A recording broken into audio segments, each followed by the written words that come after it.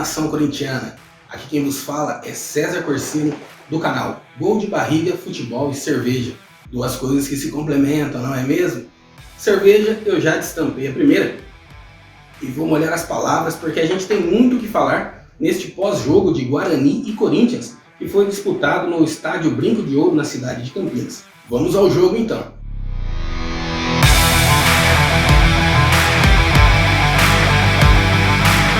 O Corinthians, com todo o problema financeiro, ele tem questão do litígio de renovação com 3 jogadores fundamentais que foram contratados a um preço baixo, só que com um contrato curto, que é o zagueiro Gemerson e os meias Otero e Casares. No jogo contra o Guarani, esses jogadores ficaram no banco de reserva, sendo substituídos pelo Bruno Mendes, o zagueiro jovem de 21 anos, uruguaio. No meio, o Mancini optou pelo Vitinho, que é um cria da base do Corinthians, né?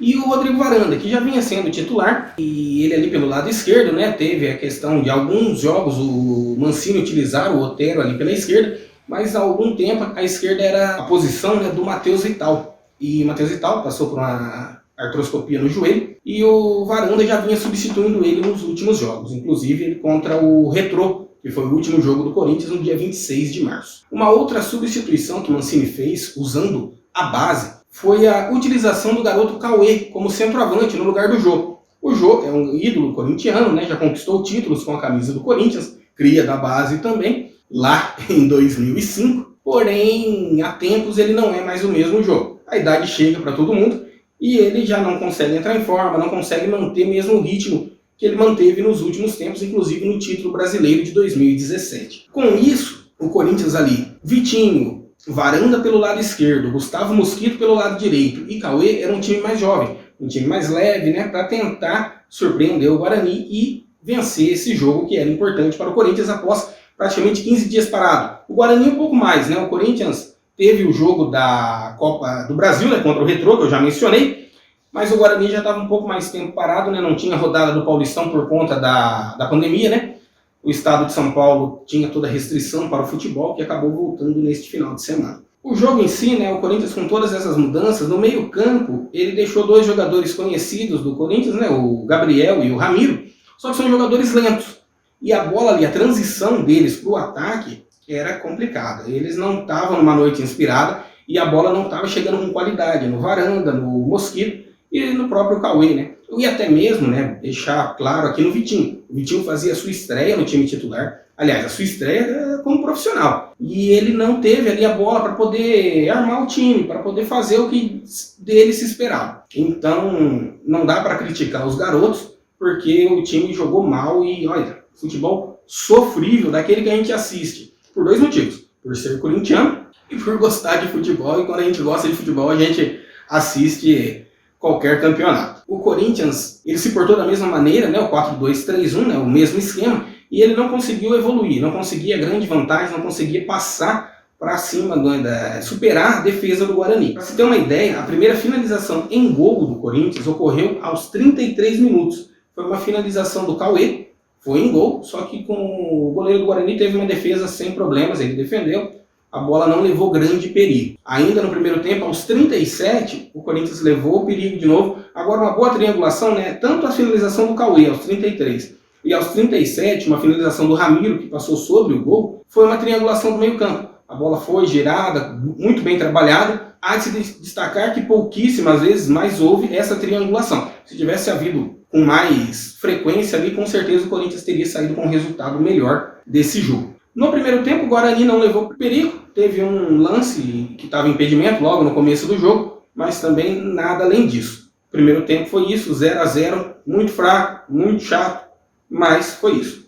Já no segundo tempo, o Corinthians vem com uma mudança ali que poderia melhorar o time, melhorar o meio campo. Por quê? Porque o Wagner Mancini sacou o Ramiro e colocou na vaga dele o Cantillo. O Cantillo, né, o colombiano, no que ele é melhor que o Ramiro? No passe. Ele tem um passe muito bom, aquele passe vertical, buscando as pontas, né, tanto os atacantes quanto os laterais quando vão ao apoio. E o Corinthians já fez vários gols assim, né? Ele consegue ali se desvencilhar, arma a jogada na lateral direita, na lateral esquerda e o Corinthians consegue finalizar em gol. Mas não aconteceu, ele não conseguiu melhorar o meio campo do Corinthians. Por quê? Porque o Guarani voltou com uma postura totalmente diferente, atacando, agredindo o Corinthians. É aquela coisa do que quem não agride, quem não faz, toma. E o Corinthians, assim, ele não tinha uma grande produção ofensiva no primeiro tempo e continuou muito mal no segundo. O Guarani produziu muito mais. Para se ter uma ideia, no jogo todo, o Guarani finalizou 11 vezes contra a meta corintiana. Porém, finalizou mal. Dessas 11 finalizações, apenas 3 foram no gol.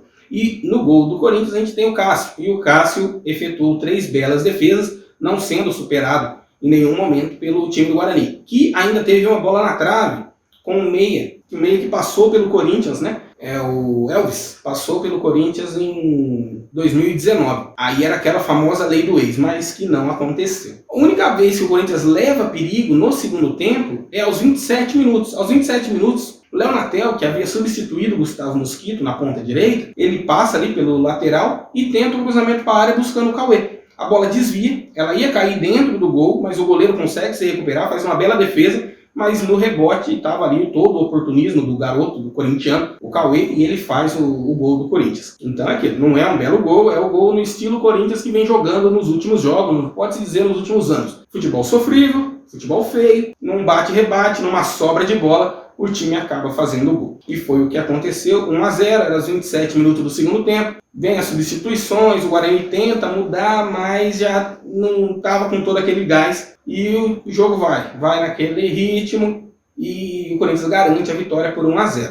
Pelo lado do Corinthians, né, no decorrer do segundo tempo, o Wagner Mancini colocou o Otero, né, que tem toda a situação quanto à renovação ou não, no lugar do Rodrigo Varanda. Mas o Otero não produz nada de diferente, né, a não ser no primeiro toque dele na bola, ele tenta cavar uma falta. Por quê? Porque ele é especialista em bola parada. Mas ele tentou cavar a falta e o juiz experiente, né, o Luiz Flávio de Oliveira, não foi na dele. Acabou tomando cartão amarelo por simulação. Mas as demais substituições do Corinthians, o Jô acabou entrando já para o final do jogo, no lugar do Cauê. Camacho entrou também na vaga ali do Vitinho e deu ali mais uma segurança, né? Aquela coisa de segurar a bola no meio campo, o jogo conseguiu proteger mais um ataque para deixar o jogo, o tempo passar mais rápido e o Corinthians acabar vencendo esse jogo. Ponto positivo, Cauê marca seu primeiro gol com a camisa corintiana como profissional. O Cássio, que voltou a ser o grande goleiro que sempre foi, teve umas falhas, né, no final do ano passado, mas está jogando muito de novo, defendeu 3 bolas difíceis, mas ele conseguiu segurar lá atrás e dar essa vantagem para o Corinthians. E a questão do que? O time precisa evoluir? É claro, é óbvio, o time precisa evoluir, até porque não apresenta futebol. O Corinthians está invicto.